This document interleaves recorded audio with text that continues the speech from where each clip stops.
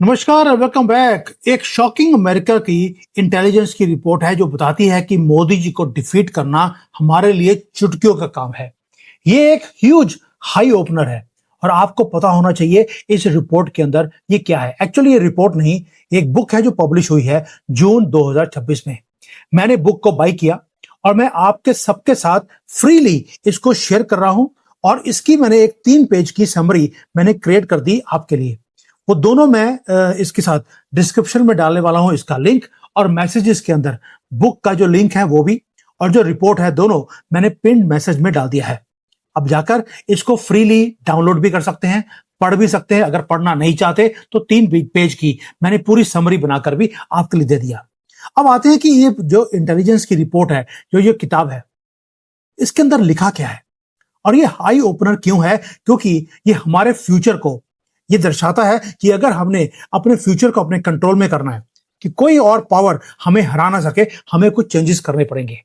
दोस्तों, पहली बात उन्होंने लिखा है कि भारत दुनिया को ये बिलीव करवाना चाहता है कि अगला सुपर पावर हम हैं। लेकिन जुलाई 29 को जो ये किताब निकली, अभी सिर्फ जुलाई 29 को ये पब्लिश हुई है, मेरे पास ये बुक आ चुकी है, उसने पूरा का पूरा इल्यूजन हमारा तोड़ के रख दिया। मैं पूरा प्रूव करूं, ये बुक प्रूव करती है, मैंने प्रूव नहीं करना, ये बुक कुछ प्रूव करती है, कुछ चीजें मुझे टच करी, तभी ये वीडियो मैं आपके लिए बना रहा हूं। जो ग्लोबल स्ट्रेटेजिस्ट हैं उन्होंने बोल दिया, उन्होंने ऑफिशियली डाउनग्रेड कर दिया है भारत के स्टेटस को। भारत बोलता है हम विश्व गुरु बन गए, हम सुपर पावर हैं, लेकिन इन्होंने बोला कि अभी हम वहां पहुंचे नहीं है, we are almost a great power.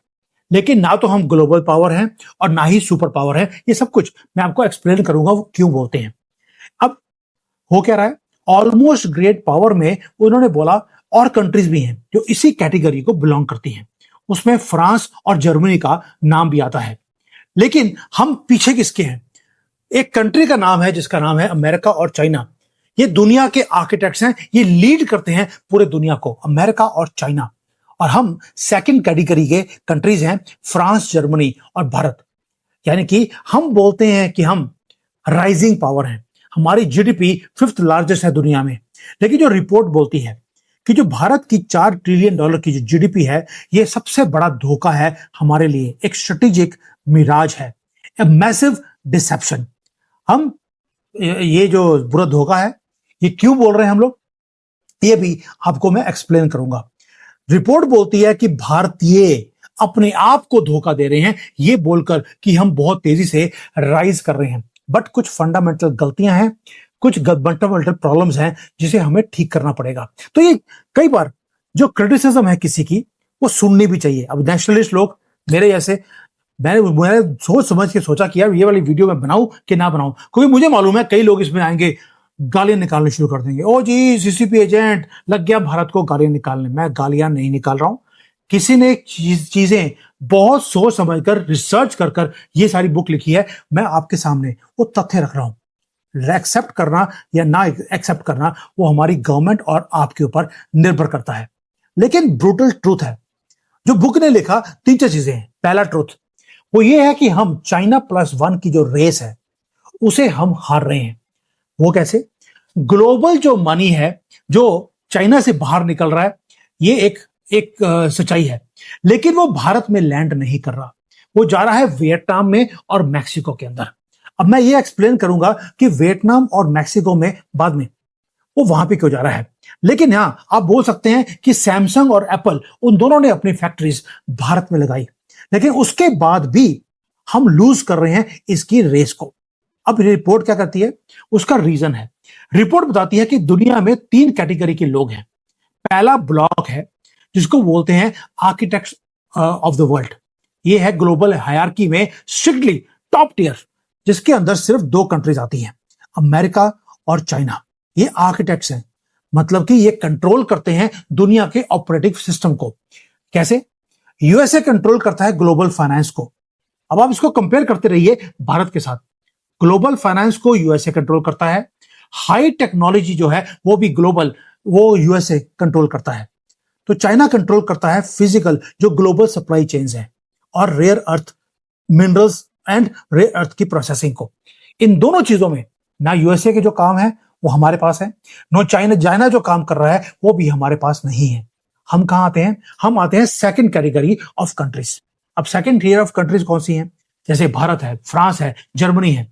हम एंटायरली डिपेंडेंट हैं इन आर्किटेक्ट कंपनी से, यानी कि फर्स्ट टियर की कंपनी से। अब हमारे पास वेल्थ की कमी नहीं है, हमारे पास मिलिट्री की कमी नहीं है, लेकिन हम अमेरिका और चाइना के जो सिस्टम्स हैं उसके बिना हम सरवाइव नहीं कर सकते। अगर हमें रॉ मटेरियल चाहिए तो हमें चाइना के पास जाना पड़ता है, अगर हमें टेक्नोलॉजी चाहिए हमें अमेरिका के पास जाना पड़ता है। तो हो क्या रहा है, हम ग्रेट नहीं हैं, हम ऑलमोस्ट ग्रेट हैं, लेकिन उसका रीजन है हमारे पास अपना एक इंडस्ट्रियल बेस है ही नहीं। एंड टू एंड जो चेन है, शुरू रॉ मटेरियल से लेकर एंड प्रोसेसिंग तक, वो हमारे पास नहीं है, वो अमेरिका के पास है या चाइना के पास है।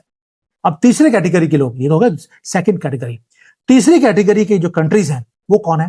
वो नेशंस हैं जो सिर्फ सर्व करते हैं, उनके पास रिसोर्सेज हैं, वो एक्सपोर्ट करते हैं।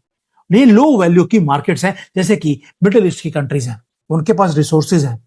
अफ्रीका है, रिसोर्सेज हैं, लेकिन लो वैल्यू की मार्केट्स हैं।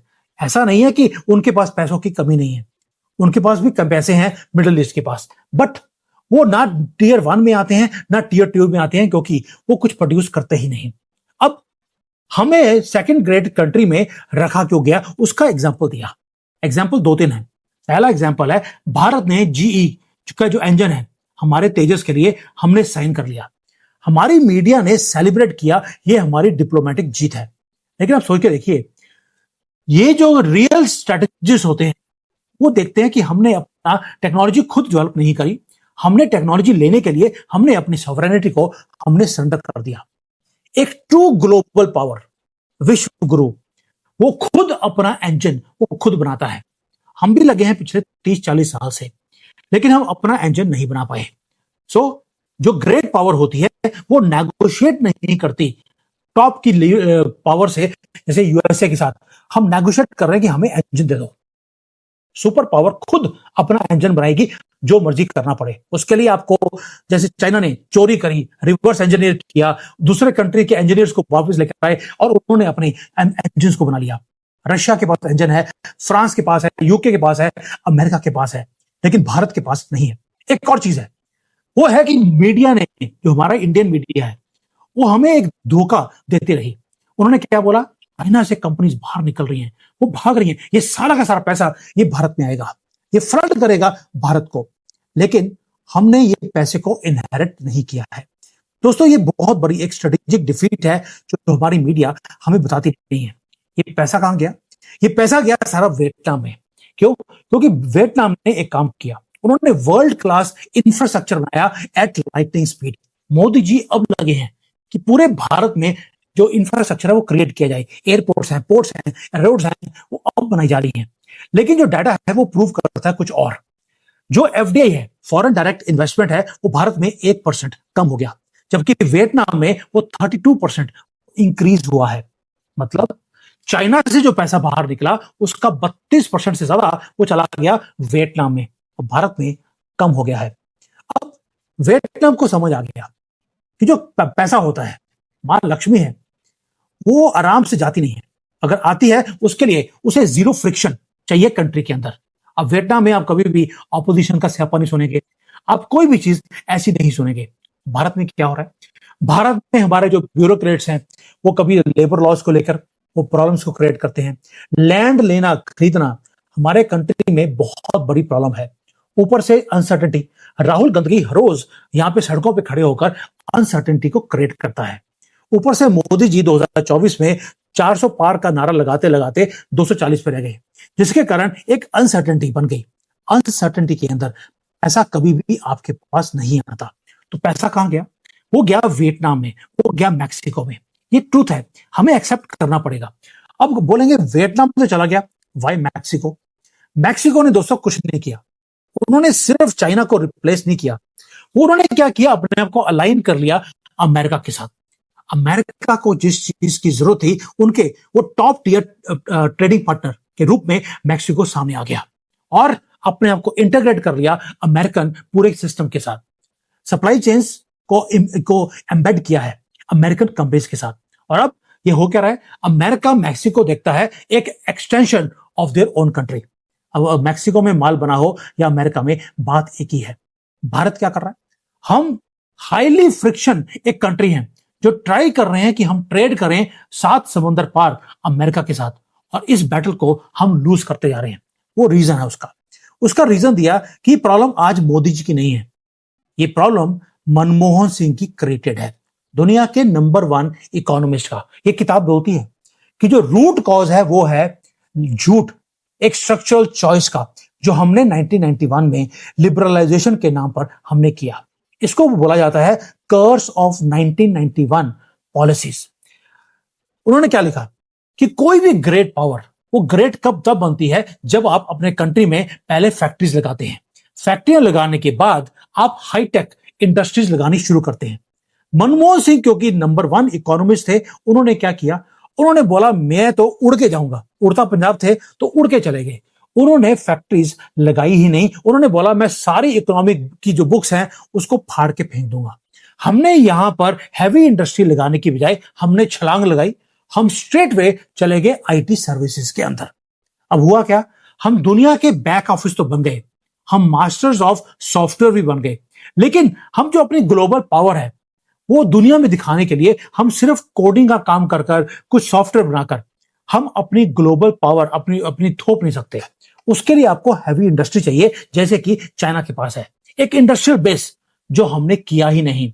इसलिए आज जो हम पे कर रहे हैं प्राइस, कि आज हम सुपर पावर बनना चाहते हैं, नहीं बन रहे, क्योंकि हमारे पास इंडस्ट्रियल बेस ही नहीं है। मोदी जी अब जाकर इंडस्ट्रियल बेस क्रिएट करने की कोशिश कर रहे हैं, लेकिन अब चिड़िया चुग चुकी है खेत, इसलिए बहुत ज्यादा मेहनत करनी पड़ रही है।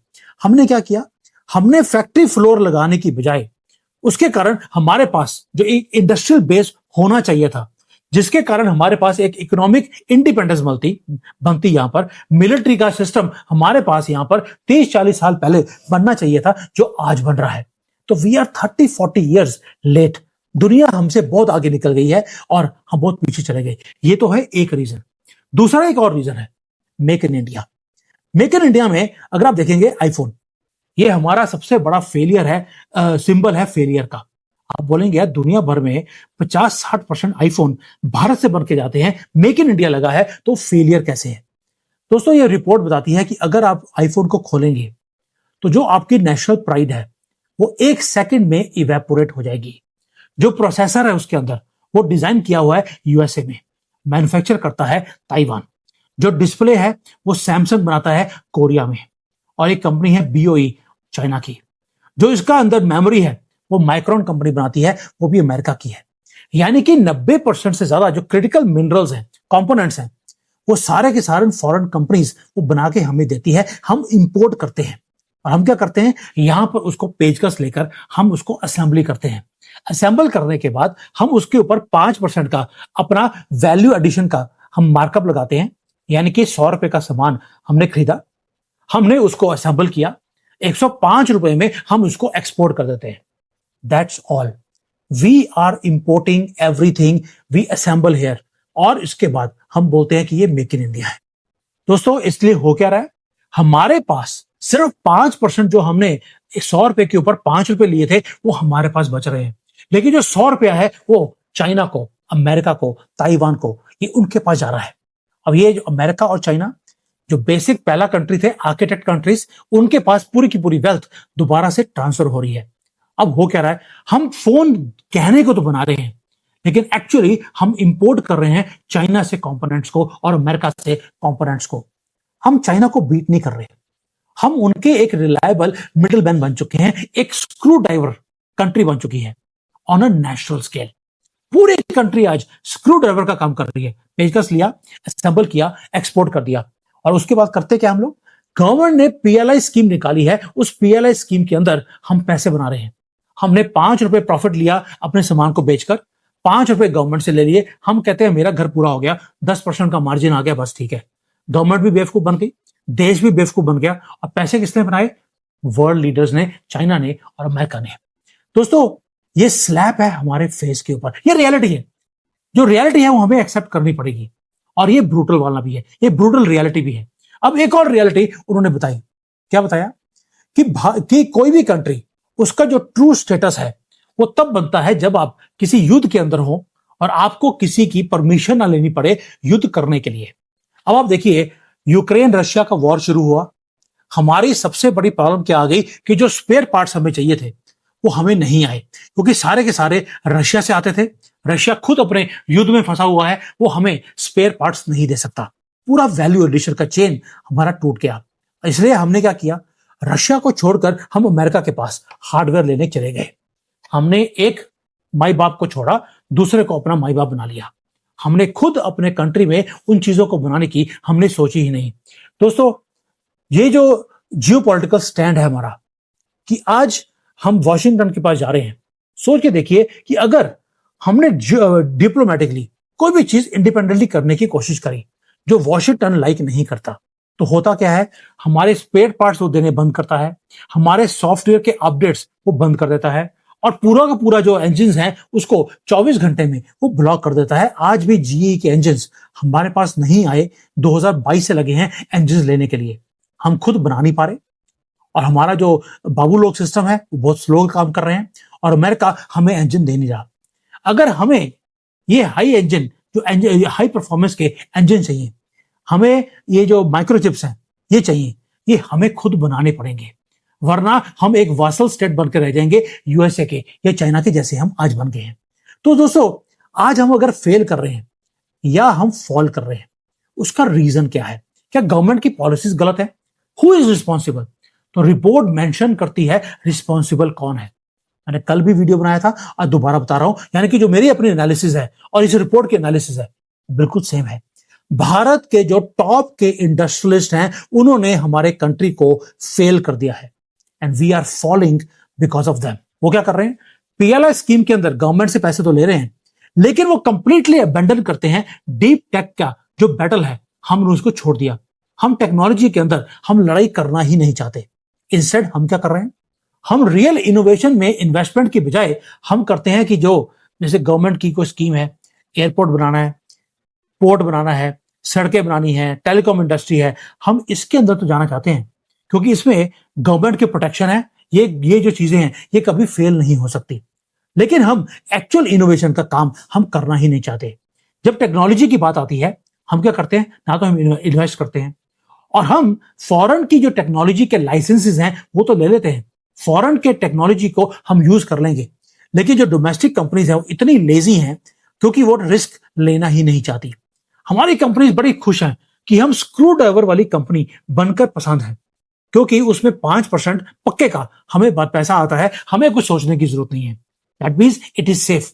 जो रियल इनोवेशन है उसके लिए करेज चाहिए, करेज टू फेल, और हमारी कंपनीज वो करना नहीं चाहती। मैंने कल भी वीडियो बनाया था कि इन्फोसिस के पास लाखों करोड़ों रुपए का प्रॉफिट आता है हर साल, उसमें से आधा % भी वो इनोवेशन पे नहीं लगाते, वो डिविडेंड देते हैं अपने आप को, जेब में पैसे डाले और घर को चले गए, देश गया भाड़ में। ये हमारी कंपनीज का हाल है। अदानी है तो कहां पे पैसे लगा रहा है, पोर्ट्स में, एयरपोर्ट्स पे, लेकिन क्या R&D पे काम हो रहा है? Not at all.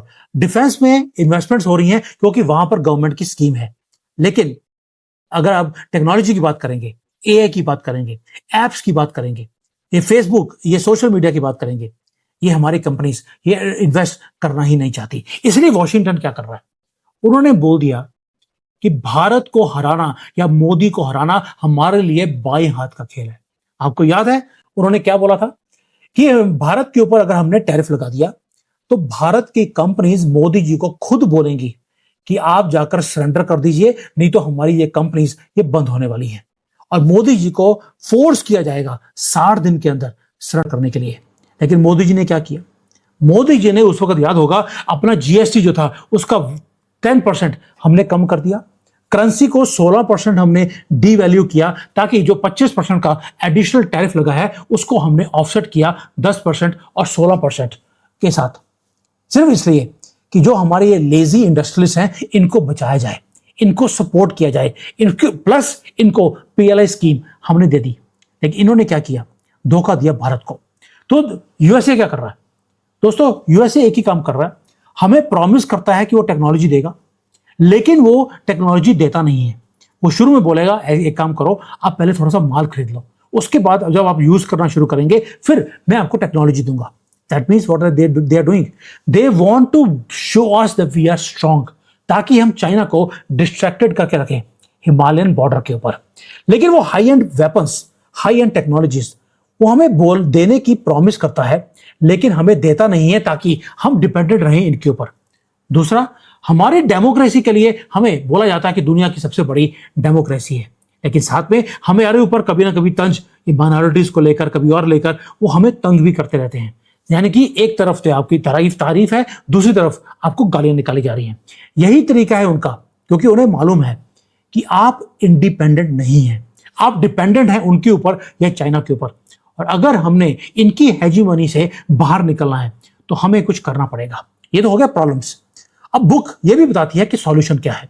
दोस्तों, ये बहुत डीप रूटेड ये बुक है। ये ऐसे ही मैं आपके साथ ये वीडियो और ये सब कुछ मैं डिस्कस नहीं कर रहा हूं। ये बुक ने सॉल्यूशन भी दिया है। पहला क्या है? पहला ये है कि जो हमने असेंबली लाइन यहां पे लगा दी है भारत में, हमें इससे बाहर निकलना पड़ेगा। जो कंपोनेंट्स हैं जो हम इंपोर्ट करते हैं चाइना से, उसकी मैन्युफैक्चरिंग हमें भारत में करनी पड़ेगी। ये है पहला। दूसरा है, भारत की गवर्नमेंट को पीएलआई स्कीम इमीडिएटली बंद करनी पड़ेगी, क्योंकि पीएलआई स्कीम के कारण हम हो क्या रहा है, हम सारे कंपोनेंट्स बाहर से लेके आ रहे हैं। यहां पे स्क्रू ड्राइवर के कारण हम यहां पे स्क्रू ड्राइवर करते हैं और गवर्नमेंट से पीएलआई स्कीम के अंदर करोड़ों रुपए, लाखों करोड़ों रुपए इंडस्ट्री वाले खा रहे हैं। जो इंसेंटिव तो ले लिया आपने, लेकिन इंसेंटिव कहां देना चाहिए? अगर यहां पे कंपोनेंट्स बनेंगे तो इंसेंटिव मिलेगा। अगर सेमीकंडक्टर की फैब्रिकेशन लगेगी तो आपको इंसेंटिव मिलेगा। रेयर अर्थ की प्रोसेसिंग लगेगी तो आपको इंसेंटिव मिलेगा, वरना भाड़ में जाओ। यह है दूसरा पॉइंट। तीसरा एक और है, अगर वियतनाम जैसा, मैक्सिको जैसा कंट्री वो अपने लेबर लॉस को, अपने लैंड लॉस को वो रिफॉर्म कर सकता है कुछ दिनों में, हमें क्यों 12 साल लग गए इसको ठीक करने के लिए? हमें इसे ठीक करना पड़ेगा। तीसरा पॉइंट ये है। और चौथा पॉइंट है जो टैक्सेशन है। हमारा इनकम टैक्स, हमारा जीएसटी इतना ज्यादा कॉम्प्लेक्स है कि कोई भी उसकी कंप्लायंस कर नहीं सकता। और भाई बड़े बड़े कंपनी जो हैं वो डर के मारे भारत में आना नहीं चाहती। छोटे कंपनीज का आप हाल देख लीजिए, उसका क्या होगा। दोस्तों, ये है तीसरा पॉइंट, चौथा पॉइंट। अब पांचवा पॉइंट क्या है? जो प्राइवेट सेक्टर है उसे फोर्स करना पड़ेगा इनोवेशन के अंदर काम करने के लिए। आपको आर&डी सेंटर्स लगाने पड़ेंगे, डीप टेक्नोलॉजी के ऊपर आपको काम करना पड़ेगा, वरना आपके ऊपर जो प्रोटेक्शन का बैरियर है ये आपको ये नहीं मिलेगा गवर्नमेंट की तरफ से। हमें नेशनल चैंपियंस क्रिएट करने पड़ेंगे, ना कि नेशनल मिडलमैन जो सिर्फ असेंबली करेंगे चाइना से पार्ट लेकर और अमेरिका को भेज देंगे। हमें ये मिडलमैन वाला काम हमें नहीं चाहिए। मोदी जी ने बोला था मैं डायरेक्ट बेनिफिट ट्रांसफर करूंगा। अब डायरेक्ट इनोवेशन कंपनीज भी आपको बनानी पड़ेगी। और लास्ट पॉइंट एक और है कि हम बोलते हैं कि हमारे पास मैसिव पॉपुलेशन है, एक डेमोग्राफिक एडवांटेज है। ये ज्यादा लंबे तर नहीं रहने वाला। उसका रीजन बताया है कि हमारे पास जो फैक्ट्रीज नहीं है, जॉब्स कहां से आएंगी? और अगर आपके पास मैसिव आपके पास पॉपुलेशन है, वो पॉपुलेशन का करेंगे क्या? हो क्या रहा है? जो पढ़े लिखे लोग हैं वो जा रहे हैं देश को छोड़कर। अब देखिए, हर एक साल 10 से लेकर 20 लाख बच्चे बाहर पढ़ने जाते हैं और कोई भी भारत वापस नहीं आना चाहता। तो ये जो डेमोग्राफिक डिविडेंड है उसे हो क्या रहा है? पॉपुलेशन तो है लेकिन काम करने वाले लोग नहीं है, पढ़े लिखे लोग नहीं है, आपके पास बस कॉकरोच रह गए हैं। अब कॉकरोचेस क्या करेंगे? वो आप बांग्लादेशी जो आए हैं अपने देश में उनसे पूछ लीजिए। ये किताब में नहीं लिखा, ये मैं आपसे पूछ रहा हूं। और बाकी के जो अभी अभी बॉस्टन से चुपके दिप के आया है। अब सोच के देखिए, ये ऐसे लोग भारत में रह गए हैं जो एक्चुअल में जो डेमोग्राफी है हमारी, वो हमारे लिए डिजास्टर अब बनती जा रही है। दोस्तों, ये किताब ने बड़ा क्लियरली बता दिया कि क्या प्रॉब्लम्स हैं 4 और क्या 4 सॉल्यूशंस हैं। इससे ज्यादा क्लियर कोई चीज हो नहीं सकती। दूसरा, जो ग्लोबल मनी है उसने लाउडली बोलना शुरू कर दिया कि हम चाइना से बाहर निकलने को तैयार हैं। मनी ने मूव करना शुरू कर दिया, लेकिन भारत उस मनी को एब्जॉर्ब करने की अभी पोजीशन में नहीं है, ना ही हम दुनिया को लीड करने की पोजीशन में है। हम विश्व गुरु बनना चाहते हैं, लेकिन ये सिर्फ विश है, विश्व गुरु नहीं, ये विश्व गुरु है। दोस्तों, अगर हमने अपनी जीडीपी के माइलस्टोन्स को हमने ऐसे ही सेलिब्रेट करते रहे, या मेक इन इंडिया के स्टिकर्स को हम सेलिब्रेट करते रहे, तो होगा क्या? जो स्ट्रक्चरल चेंजेस करनी है उसको हम नहीं करेंगे। और अगर तब तक नहीं करेंगे तो जो रियल वेल्थ है वो हमेशा कभी वियतनाम में, कभी मैक्सिको में और कभी यूएसए में वो ट्रांसफर होती रहेगी, वो भारत में नहीं आएगी। जीडीपी नंबर देखने में अच्छा लगता है कि हम 4 ट्रिलियन की हम इकोनॉमी बन गए, लेकिन उसमें भारत में मैन्युफैक्चरिंग हुई कितनी? उसमें से 90% तो चाइना से माल आया, हमने असेंबल किया और आगे भेज दिया। हमारा जो रियल जीडीपी नंबर्स हैं वो तो उतने पहुंचे नहीं है। तो जो चॉइस है वो बड़ी ब्रूटल भी है और सिंपल भी है। चॉइस ये है कि हमें इनोवेशन में और आर&डी में हमें काम करना पड़ेगा, ये अटमोस्ट इंपॉर्टेंट है, वरना हम दुनिया में इररेलेवेंट हम बनते जाएंगे। और लड़ी जो रिपोर्ट है वो बोलती है we are almost a super power या ग्लोबल पावर। ऑलमोस्ट का मतलब क्या है? हम सुपर पावर बन सकते हैं, लेकिन जो उसको बनने के लिए हमें चीज चाहिए कि हमें अमेरिका की तरह इनोवेशन और चाइना की तरह हमें मैन्युफैक्चरिंग बेस वो भारत में बनाना पड़ेगा। जब तक वो नहीं बनेगा हम सुपर पावर या विश्व गुरु हम नहीं बन सकते। हम अपने आप को तब तक धोखा ही देते रहेंगे। I hope you understand what this is. Book और जो पूरी रिपोर्ट है उसकी समरी मैंने ऑलरेडी दे दिया, please go and read it. It's a eye opener. तभी आपको पता लगेगा हम कहां पे गलतियां कर रहे हैं और हमें आगे जाकर कोर्स करेक्शन के लिए हमें क्या करना पड़ेगा। थैंक यू, जय हिंद एंड वंदे मातरम।